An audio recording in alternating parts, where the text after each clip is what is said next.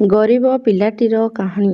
ଆଜିର କାହାଣୀ ଶୁଣିବା ପରେ ତୁମେ ପ୍ରତ୍ୟେକ କାର୍ଯ୍ୟକୁ ସମ୍ପୂର୍ଣ୍ଣ ସଚ୍ଚୋଟତା ଏବଂ କଠିନ ପରିଶ୍ରମ ସହିତ କରିବ କିମ୍ବା କହିବ ଯେ ଏହି କାହାଣୀ ତୁମକୁ ସମ୍ପୂର୍ଣ୍ଣ ସଚ୍ଚୋଟତା ଏବଂ କଠିନ ପରିଶ୍ରମ ସହିତ ତୁମ କାମ କରିବାକୁ ବାଧ୍ୟ କରୁଛି।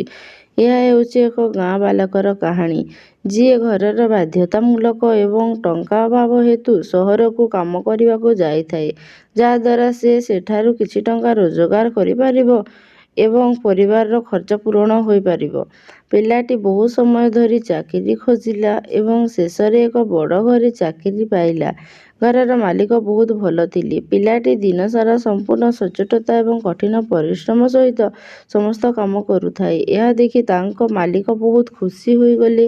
କାମ କରୁ କରୁ ତାକୁ 6 ମାସ ହୋଇଗଲା। 6 ମାସ ପରେ ପିଲାଟି ବହୁତ ଆଶାର ସହିତ ତାଙ୍କ ମାଲିକକୁ କହିଲା ଯେ ମାଲିକ, ମୁଁ କିଛି ଦିନ ପାଇଁ ମୋ ଘରକୁ ଯିବାକୁ ଚାହୁଁଛି।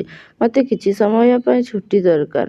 ତାଙ୍କ ମାଲିକ ଏହା ଶୁଣିବା ପରେ ସଙ୍ଗେ ସଙ୍ଗେ ଘରକୁ ଯିବା ପାଇଁ ମନା କରିଦେଲେ ଏବଂ କହିଲେ, ତୋତେ ଆଉ 2 ମାସ ପାଇଁ ଟିକିଏ ଅଧିକ କାମ କରିବାକୁ ପଡ଼ିବ ଏବଂ ତାପରେ ତୁ ନିଜ ଘରକୁ ଯାଇପାରିବୁ।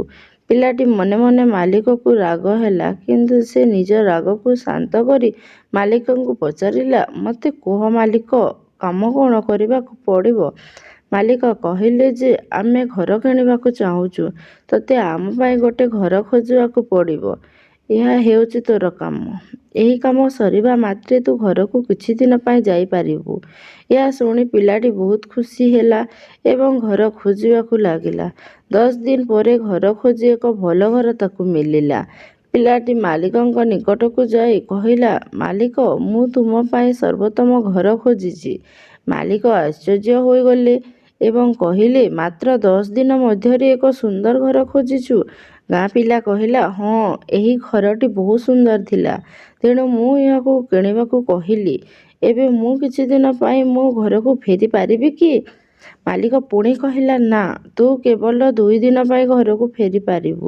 ପିଲାଟି କହିଲା, ମାଲିକ, ଗାଁକୁ ଯିବାକୁ ମୋତେ ଗୋଟିଏ ଦିନ ଲାଗିବ, ତେଣୁ ମୁଁ 2 ଦିନରେ କିପରି ଫେରି ଆସିବି? ମୁଁ ମଧ୍ୟ ମୋ ପରିବାର ସହିତ ସମୟ ବିତାଇବାକୁ ଚାହୁଁଛି। ମାଲିକ ପିଲାଟିର କଥା ଶୁଣିବା ପରେ ଖୁସିରେ କୁହନ୍ତି ଯେ ଆଜିଠାରୁ ତୁ ସବୁବେଳେ ତୋ ପରିବାର ସହିତ ରହିବୁ।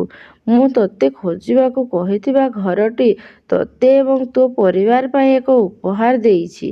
ଏହା ଶୁଣି ପିଲାଟି ଖୁସି ହେବା ପରିବର୍ତ୍ତେ ହତାଶ ହୋଇଗଲା। ସେ ଜାଣିନଥିଲା ଏହି ଘର ତା ପାଇଁ ଏକ ଉପହାର।